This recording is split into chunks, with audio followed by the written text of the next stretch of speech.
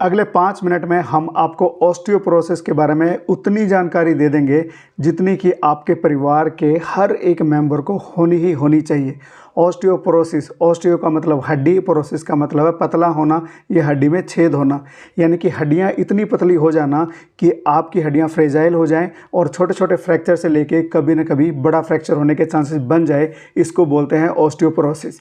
हमारी हड्डियां लगातार टूटती रहती है और बनती रहती है, जिसका हमको कई बार पता भी नहीं चलता, और इसी प्रोसेस की वजह से हमारी हड्डियां बहुत जल्दी ग्रो करती है, उसकी डेंसिटी बढ़ती है, उसकी मजबूती बढ़ती है और वो स्ट्रॉन्ग होती है। लेकिन जैसे जैसे हम बूढ़े होते हैं, उम्र बढ़ती है, ये प्रोसेस है वो धीरे हो जाती है और हमारी हड्डियां कमज़ोर होने लग जाती है। उसके अंदर से ओवरऑल मास जो है वो धीरे धीरे कम होने लग जाता है। इस प्रोसेस के लिए 2 कोशिकाएं होती है हमारे शरीर में जो कि इसके लिए जिम्मेवार होती है। एक होता है ऑस्टियोब्लास्ट जो काम करता है हड्डी बनाने का, एक होता है ऑस्टियोक्लास्ट जो हड्डी तोड़ता है। इन दोनों के बीच की लड़ाई चलती रहती है और ये दोनों बैलेंस करे रखते हैं और हमारी हड्डियां मजबूत बनती रहती है। लेकिन उम्र के साथ में ये प्रोसेस धीमी पड़ जाती है और ऑस्टियोक्लास्ट उस पर हावी हो जाता है हड्डी बनाने वाली कोशिकाओं के ऊपर। ऑस्टियोपोरोसिस हमारे सभी उम्र के लोगों को अफेक्ट कर सकती है, लेकिन ज़्यादातर ये अफेक्ट करती है बुज़ुर्गों को, बड़े लोगों को, बड़ी उम्र के लोगों को, और ख़ास तौर से महिलाओं में इसकी जो वल्नरेबिलिटी है इसके होने के चांस होने की वजह कुछ खास इसलिए भी है क्योंकि महिलाओं में एक हार्मोन होता है ईस्ट्रोजन, और जैसे जैसे उम्र बढ़ती है और महीना आना बंद हो जाता है, जिसको मीनोपॉज कहते हैं, ईस्ट्रोजन का लेवल भी कम हो जाता है और ये बढ़ाता है ऑस्टियोक्लास्ट की प्रोसेस को, यानी कि हड्डियाँ लॉस करने का, हड्डी पतले होने की प्रोसेस को बढ़ा देता है। इनके अलावा कुछ और रिस्क फैक्टर है। अगर फैमिली में किसी को पहले ऑस्टियोपोरोसिस है तो हो सकता है कि बच्चों में भी ऑस्टियोपोरोसिस हो जाए। आपके डाइट में कैल्शियम कम है, विटामिन डी कम है, तो आप ऑस्टियोपोरोसिस के लिए वल्नरेबल हो। सिर्फ कैल्शियम, आप सोचते हो कि दूध पी रहे हैं कैल्शियम तो आ ही रहा है, तो इससे काम नहीं चलेगा। कैल्शियम इस्तेमाल नहीं कर पाएगी बॉडी जब तक आपके डाइट में विटामिन डी नहीं है। आप स्मोकिंग करते हो, बहुत ज़्यादा अल्कोहल पीते हो, वो भी आपकी हड्डियाँ कमज़ोर कर सकती है। आपकी लाइफस्टाइल बिल्कुल सेडेंटरी है, कुछ ज़्यादा नहीं करते हो, तो आप अपनी हड्डियों को छोटे मोटे फ्रैक्चर, उसको रिपेयर होने का मौका ही नहीं दे रहे हैं, तो हड्डियाँ मजबूत कैसे होगी। कुछ मेडिकल कंडीशंस होती है जैसे कि हाइपरथायरॉयडिज्म, थायराइड का बढ़ना, या रूमेटॉइड आर्थराइटिस जो गठिया होता है, इनके अंदर भी हड्डियाँ कमज़ोर होती है और उसमें भी ऑस्टियोपोरोसिस हो जाता है।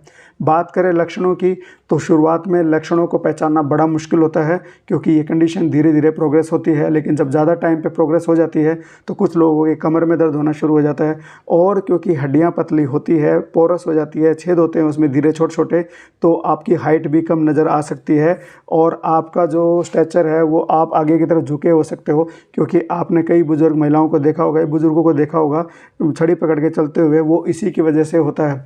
और इसके साथ साथ आप प्रोन हो सकते हो फ्रैक्चर्स के लिए। और फ्रैक्चर भी कैसे, आपके कूल्हे की हड्डी, हिप्स टूट सकते हैं, आपकी रिस्ट जो है, रिस्ट की हड्डी टूट सकती है, स्पाइन में फ्रैक्चर होने के चांसेस भी काफ़ी ज़्यादा होते हैं। बात करें इसके प्रिवेंशन की, प्रिवेंशन कैसे करेंगे, जो इसके कारण है उन्हीं को हम रोक देंगे। सबसे पहला ये है कि आप अपनी डाइट में खूब सारा कैल्शियम लीजिए और खूब सारा विटामिन डी होना चाहिए। विटामिन डी और कैल्शियम का बैलेंस ज़रूरी है, बताया मैंने पहले भी। कैल्शियम इस्तेमाल नहीं कर पाएगी बॉडी अगर विटामिन डी नहीं है तो। Good source of vitamin D की बात करी जाए तो जो है फैटी फिश है, एग है, फोर्टिफाइड फूड आते हैं आजकल, जितने भी खाने आते हैं उनके अंदर भी विटामिन डी होते हैं, उसके सप्लीमेंट्स भी आते हैं, और ऊपर वाले ने आपके ऊपर तो सनलाइट तो दी ही है, वो भी आप इस्तेमाल करेंगे तो बढ़िया रहेगा। कैल्शियम डाइट की बात करें तो डेयरी प्रोडक्ट है, ग्रीन लीफी वेजिटेबल्स हैं और फोर्टिफाइड फूड, इसमें भी कैल्शियम काफ़ी आता है। कुछ कैल्शियम सप्लीमेंट्स भी आप ले सकते हैं। एक्सरसाइज की बात करें तो एक्सरसाइज बहुत ज़रूरी है। जितना आप अपनी हड्डियों को शुरुआत से ही थोड़ा थोड़ा छोटे मोटे फ्रैक्चर रिपेयर का काम देते रहेंगे, हड्डियाँ मजबूत रहेंगी। अगर नहीं करेंगे तो आप प्रिवेंट नहीं कर पाएंगे। अगर आप एक्सरसाइज करते हैं तो आपकी ऑस्टियोपोरोसिस प्रिवेंट होने के चांसेस काफ़ी ज़्यादा बढ़ जाते हैं।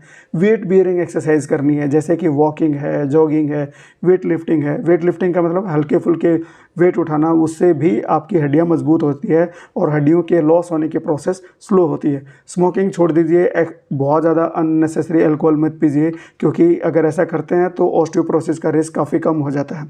डायग्नोसिस की बात करें तो डायग्नोसिस के लिए गिने चुने कुछ टेस्ट है, काफ़ी एडवांस टेस्ट है, जिसमें BMD आता है, bone mineral density, DEXA scan आता है, 1-2 टेस्ट और भी होते हैं, उनके बारे में मुझे लगता नहीं ज़्यादा डिटेल से बात करने की ज़रूरत है, कुछ जानकारी डॉक्टरों तक भी छोड़ दीजिए।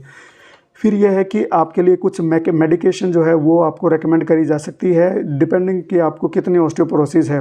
उसके लिए ताकि आपको फ्रैक्चर ना हो, प्रॉब्लम ना हो। तो जितनी भी मेडिकेशन होती है वो हड्डी तोड़ने वाले कोशिकाओं को दबाने के लिए होती है, जैसे बिस्फोसनेट है, हार्मोनल थेरेपी है, कैल्सिटोनिन है, ये सब इस्तेमाल किए जाते हैं ऑस्टियोपोरोसिस को रोकने के लिए, बचाने के लिए। इन कंक्लूजन बात करी जाए तो ऑस्टियोपोरोसिस एक कंडीशन है जिसके काफ़ी ज़्यादा सीरियस कॉन्सिक्वेंसेज हो जाते हैं बढ़ती उम्र के साथ में, क्योंकि आप बुजुर्ग हो गए हैं, आप फैमिली मेम्बर पर डिपेंडेंट हैं और उस सिचुएशन में अगर कोई हड्डी टूट जाती है तो आपकी डिपेंडेंसी और ज़्यादा बढ़ जाती है। तो इसलिए इसको प्रिवेंट कीजिए, एक्सरसाइज कीजिए, डाइट अच्छे से रखिए और अगर कुछ बदलाव आता है तो डॉक्टर से जाके बात करिए।